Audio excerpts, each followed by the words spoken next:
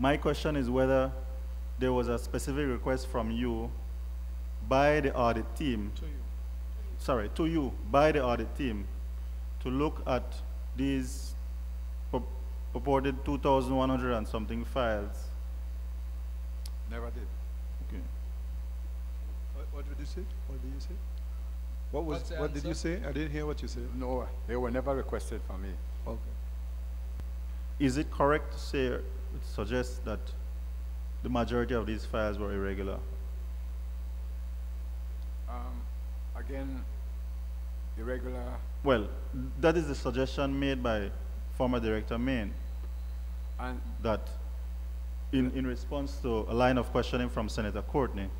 well, as I mentioned a while ago, at that time, Section 10 was basically what was stated here, that you needed to have been ordinarily residing in Belize for 5 years.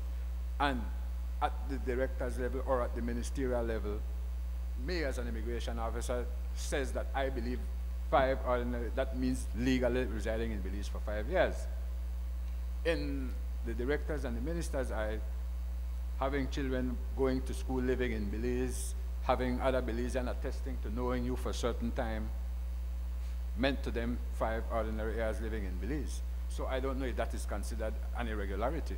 And that's why I mentioned when the senator asked me about former directors talking about a culture, which I said I couldn't say what she was referring to, but being in the department and seeing, my view being that you must show 5 legal years, but because of the way the law was structured, they can interpret it to be having 3 children in Belize living here, having Belizean attesting to knowing here. If that would be considered irregular, then I can say that. That's their interpretation, and that was the leverage they had.